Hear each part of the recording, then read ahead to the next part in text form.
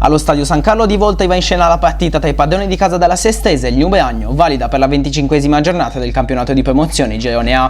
La Sestese riduce da una sconfitta contro la Paese che sorpassa in classifica proprio i verdestellati, mentre il Beagno arriva più riposato visto il rinvio del match contro il Quiliano. Il primo squillo proviene dai piedi di Nine, il cui tiro viene bloccato con facilità dall'estremo difensore e risponde Sighieri che con la sua posizione impegna Rizzo senza creare però grandi pericoli. Nell'altra metà campo è Di Martino a testare i riflessi di Cannavò che risponde vigile e spinge con prontezza.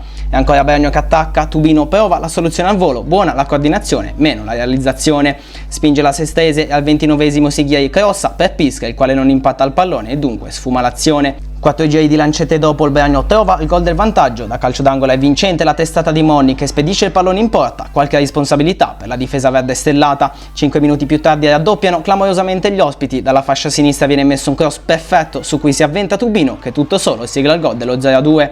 In apnea la squadra di Valmati ma anche sfortunata perché la punizione di Sighieri si stampa sulla traversa che gli nega il gol che avrebbe accorciato le distanze. Sullo scadere della prima frazione è velenoso il tiro di Monni e allora a metterci una pezza ci pensa Cannavò che diviene angolo la sfera.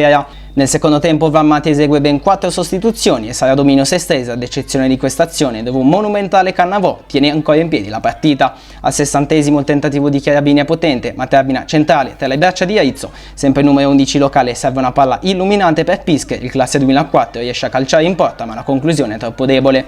Minuto 70 su un contropiede Sestese il neoentrato Osman compie un brutto intervento ai danni di Pische. L'arbitro non ci pensa 2 volte e lo sanziona con il cartellino rosso lasciando la sua squadra in 10 uomini. Sulla conseguente punizione viene incaricato della battuta Iannicella che compie una meraviglia, segna un gol importante e apre la partita. Al 91esimo alla battuta della punizione andrà stavolta a Cavallone ma l'esito è lo stesso di quella di Pische perché il pallone si insacca nell'angolino e può esultare la formazione di casa. Una Sestese assente nel primo tempo e rientra nel secondo con un'altra mentalità e riesce ad ottenere un punto in una partita che si era messa in salita fin dai primi minuti.